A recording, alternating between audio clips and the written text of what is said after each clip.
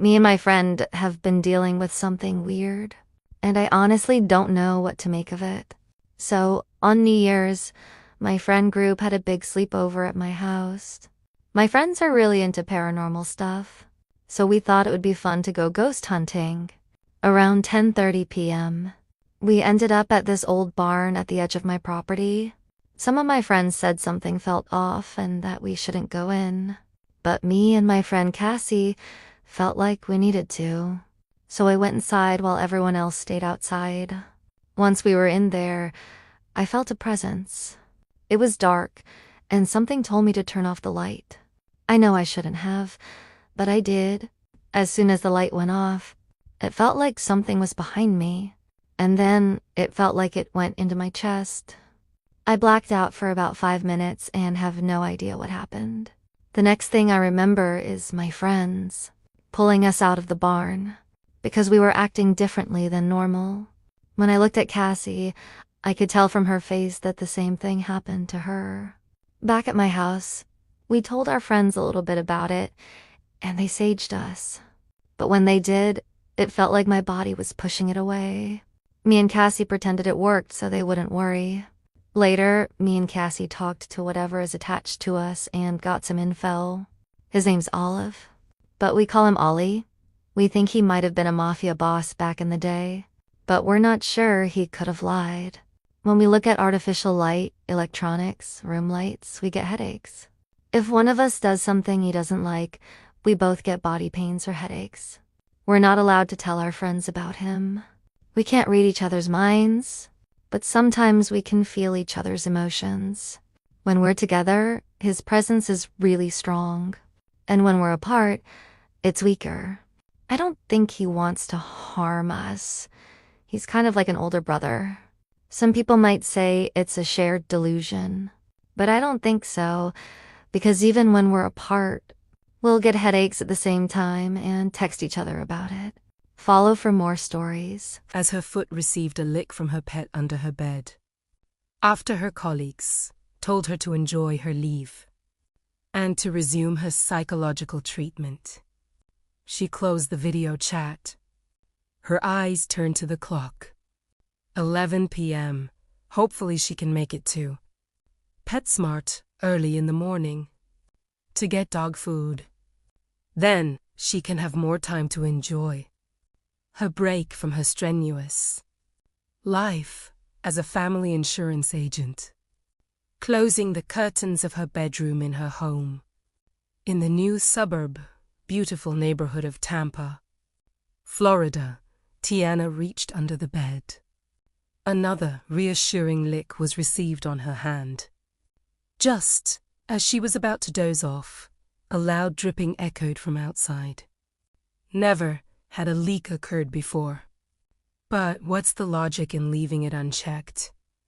A little uneasy, Tiana placed her foot under her bed. Comfort ensured as a comforting lick on her foot was gifted to her. Her flashlight pierced the darkness as she stepped out. Drip, drip, drip. The sound seemed to be from the kitchen. Kind of odd, as she had just replaced the pipes. But whatever. Just as her foot stepped on the rug at the entrance, a dark figure from the shadows leapt out and tackled her to the ground. A scream tore from Tiana as the lights in the living room turned on. She turned her head to another figure rushing into her bedroom. Noticing the sound clicker in its hand, Tiana yelled, "No. Stay away from my dog. Don't you touch him. Don't you touch him." Moments later, the figure walked out carrying her dog. Her 7-year-old son wearing a leash and a fursuit whom Tiana had been forcing to act as a dog for 5 years. After her real dog died, a neighbor had peeked through her window earlier that night and noticed Tiana feeding her son, who she never spoke of, from a dog bowl. As Tiana was led outside to a police car, the officer asked her on what was her logic. She answered, "Can't you see? Humans can lick too. Disgusted, the officer shoved her into the car and drove off. Meanwhile, in an ambulance. When officers tried talking to Tiana's son, he made no attempt to speak. He only knew how to growl and The cat cafe. The first date is always to a cat cafe. It is also the last date. And, more than a date, it's a trial. I find these women on dating apps. Today, there are so many. I never use the same one twice. I give fake names. John, Jacob. Easy to remember. Easy to forget. I always pick women who are 4 to 6 on the attractiveness scale. Not that it's an exact science. I have found they are the easiest to manipulate. Today, I am meeting Opal. We bonded over our shared love of fantasy. Romance novels. Not that I've ever read any. If you want to win someone's trust, simply mirror them. My goal is to project charming, cute, and most of all, harmless. Weak, you could say. When I pick Opal up, I'm sure to get out of my car and open the door for her. A pointless gesture that women seem to swoon over. It disarms them. A gentleman, Opal says. She might be being sarcastic. I can't exactly tell. I'm bad at reading people. It is 11:05 when we pull into the Catitude Cafe's parking lot. Mornings are best. Mornings are safe. Nobody expects a terrible crime to happen before noon. The cat cafe is also part of my disguise. A date at a cat cafe? Oh, what a sweet, charming young man. Little do they know this is part of my ritual. The cats decide. You see, if I simply gave in to my baser desires, I would go on a killing rampage. A shooting at a mall or a university would be such ecstasy. The thrill of a lifetime and over in a heartbeat. We must always strive to be better than our baser selves. So I've added this element to my ritual. Fate. If a single cat is friendly to my date, if a single cat sits in their lap, or purrs around their ankles, they get to live. I will ghost them, and they will never know how close they were to death. I have been on 22 dates so far, and 3 women were unable to get a single cat to show them affection. Jessica, Maria, and Eloise. Just saying their names makes me salivate. I hold the door open for Opal, and she walks in like she owns the place. She is stunningly confident, and her lavender hair dye makes my stomach turn. I ask her what she wants to order, and she says, "Surprise me." I go and order 2 coffees, cream and sugar, and 2 cat paw brownies with the pink toe bean frosting. How miserable. The clerk smiles, and goes into the back to make our order. When I turn to Opal, she's sitting at a table. In front of her, every cat in the cafe is sitting on their hind legs like children lined up for story time. There are more than I remember. 40 cats, maybe? A large orange cat with long, thick fur gracefully leaps into her lap. Opal leans in, and the orange cat sticks their snout near her ear, as if whispering to her. 3? She says to the cats. The cat in her lap is mewing something into her ear. I can see its little mouth moving. Jessica? Maria? Eloise? When I hear their names, I freeze. Opal turns her eyes to me, and all the cats slowly turn their predator eyes on me. Everything is wrong, and I realize that I am the prey in this trap. I panic. I bolt for the door, but nearly there, I trip over something furry. I hear my head hit something, feel a sort of pressure, but don't feel any pain. Actually, I don't feel anything. Anything at all. And I can't move. I am on my back, looking up at the door I nearly made it to. Opal comes into my view, and I see her flip the open sign to closed. She looks down at me, then to the cats and says, "Who's hungry?" A storm of fur and hissing and sharp teeth and long claws surrounds and consumes me. Follow for more spooky stories. The Belly of the Beast Part 1. Fear and adrenaline flew through me faster than heroin hits the blood. I was taking 2 deep breaths, and my heart was beating too fast. I slammed my head against the wall behind me, and I slumped down, bringing my knees to my chest. I was giving up. I was going to get mauled by that beast that rapidly took hold of my family. I heard its human cry echo with a hint of a beastly shout. It laughed in a deep, gray voice, leaking venom and malice. I couldn't stop the tears that steamed down my face. I squeezed my eyes closed and softly wept. I wasn't ready to die in such a horrific way. When I almost came to an epiphany of sacrificing myself with my own hand, someone grabbed me by the shoulder and yanked me up.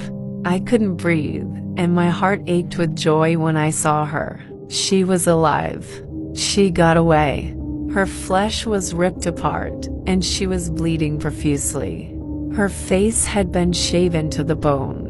And her only good eye was so red there was no white to be noticed. She didn't speak. She just grabbed me, pulled me forward, and ran as fast as possible.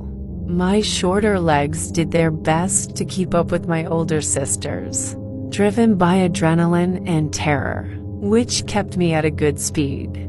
We didn't stop even when my chest was heavy for air, and my legs threatened to give up from under me. We turned corners and ran through white-tiled hallways now painted with crimson. Streaks splattered across the floor, walls, and ceiling. My sister was determined, and she was quick as we pushed and jumped over the mutilated bodies that littered the path before us. I couldn't close my eyes, so I kept my stare straight, drilling my eyes into the back of my sister's head. By not paying attention to what was around me, I tripped over a cadaver and fell face first into the bosom of a dead doctor. I could taste a metallic tang on my tongue as I looked down at the blood that now covered the two of us. She had an effluvium of fresh death of intestinal gases and iron. My sister yanked me up out of my horror and pushed me to get running again. The beast growled with its human ring coming from the distance, but not far enough away. We found the exit and tried everything we had to push and pull it open. But it wouldn't budge. My sister thought quickly and began dragging me down another hallway as a closer shriek followed our scent. My sister's pace began to slow as her weariness and her injuries began to slow her down, and the adrenaline began to diminish from her veins. I watched my sister fall to her knees with her head bowed, trying with everything she had to breathe. She coughed grotesquely, and satin red flung out of her open mouth. I ran to her and fell to my knees in front of her. I desperately lifted her head and looked at her deformed face. I could see bone, flesh, and muscle all trying to hold together by strands of skin. I held her shoulders and looked into her dead eye, and into the one that had given up all hope. I shook her with no response, and I smacked her across the face. My sister was older than me, and she was always the one to smack me around. And now, here I was laying a hand on her, something I would have never even considered doing in my lifetime. Lisang. She croaked, her throat a dangly mess, vibrating with her words. Straight, right, right, left, straight, second left, door, exit, she said breathlessly. I then watched my sister become a decrepit form that would never be with me again. I couldn't cry. I couldn't bury her. I couldn't mourn. I got up and followed her directions with the sound of quick, heavy padded feet behind me and grunts of excitement almost reaching me. When I found the door, my heart dropped with defeat.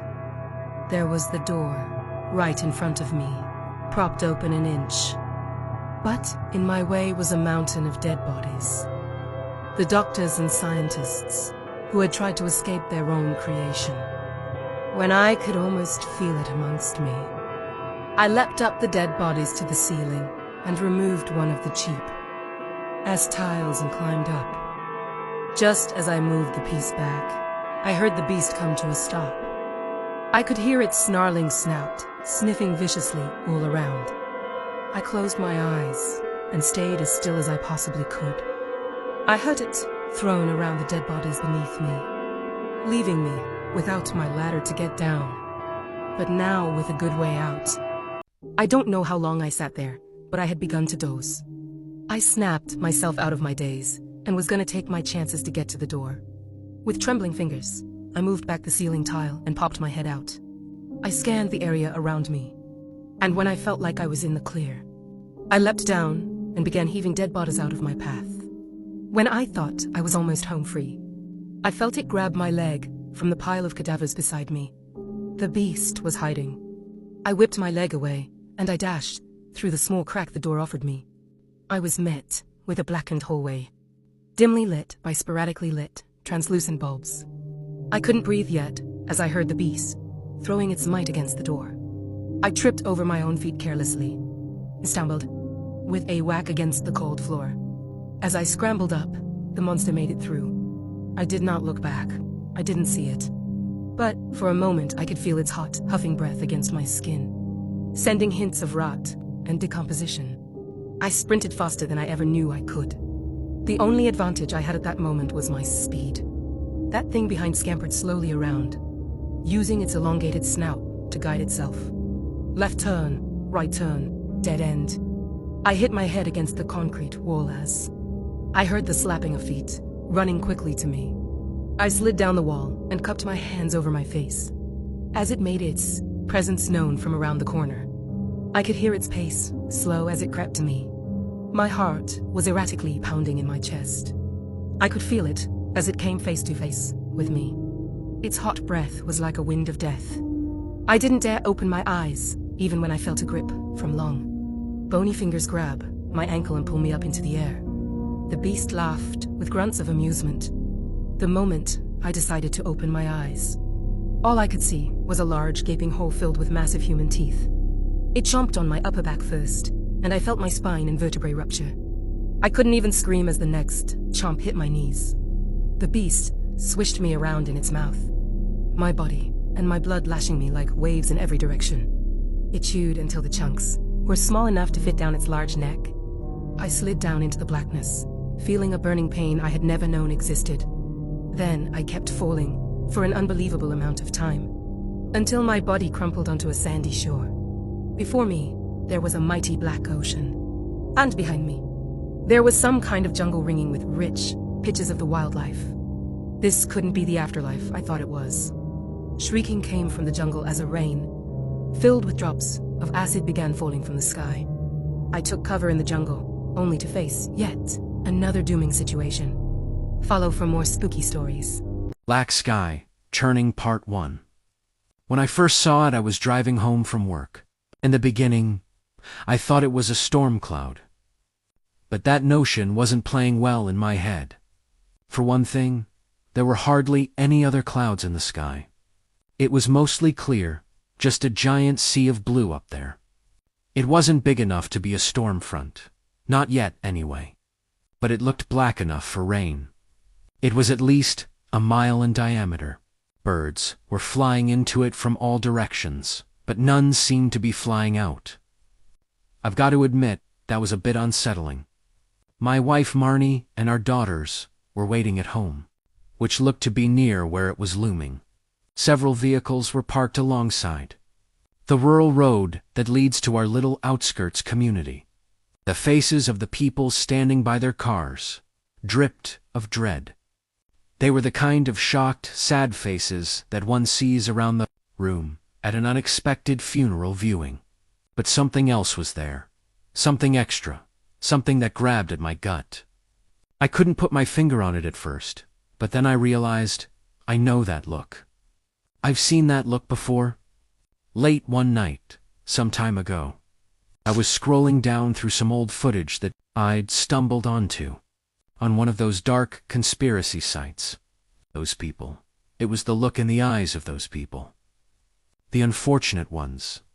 The witnesses of the first nuclear bomb tests. That's what I saw. That's what I recognized. It was that same ungodly awe that was pasted all over the faces of those people. Many were entranced so deeply that their cell phones were no longer pointed at the cloud, but were drooping down in front of them in different directions. Blaha, I jumped out of my skin for a blink. The Mack truck riding in my trunk blasted his horn straight through my body. It tickled my fingertips and rattled my teeth. I almost jerked my Jeep straight off the road. Gravel danced across my passenger side like a hail of gunfire. Instant panic went to instant anger, which morphed into instant shrill shrieks that washed over my skin, up my spine, and out of my mouth. It felt like I screamed for 5 minutes straight in a split second. A white F-150 had drifted into my lane, like the Titanic, traversing its cryptic floating ice mountain. It scraped along the length of my Jeep, so close that my side mirror skated into it. It etched out angry grooves, screeching and whistling as it dragged from front to rear. The semi's wheels bucked down the road, like a speedboat slapping waves on a windy lake. I looked in my rearview mirror and saw the 18-wheeler nearly skidding toward the ditch. I watched a half-shredded tire leapfrogged out into a cow pasture. On the other side, the pickup bounced over the ditch, through a narrow field of grass, and planted its nose into a fence post. I watched it getting smaller the further away I drove. Radiator steam made it look like the truck was smoking a cigarette. I chuckled out loud, but not for long. My attention was quickly recaptured by the onlookers lining the sides of the road. It was becoming apparent that the mysterious cloud wasn't just near our neighborhood. It was directly right over top of it. I thought of Marnie and the kids as I looked up at the sky. As I got closer, I had to lean forward over the steering wheel to get a good view. This cloud, or whatever it was, seemed to have a texture to it, a sort of grain. It swirled in a clockwise motion, not like a tornado, but more like a herd of spooked horses racing around a track. The first thing I noticed when I drove into our residential area was 3 or 4 families racing in and out of their homes with luggage, bags, and arms full of assorted belongings. One guy had 1 kid tucked under each arm. Moms dragged their gawking children along by their arms, shouting at them to move it. Dads were beeping their horns and screaming at their wives. I wanted to go faster, but under the circumstances, I thought it best to roll through the scrolling neighborhood with ease. Unattended kids and pets, panicked parents, and distracted onlookers wafted through the streets. It was like watching a bunch of aimless drunks, trying to find their car in the parking lot at the end of the night. Rounded the last corner. From there it was a straight shot to our house. I don't know why.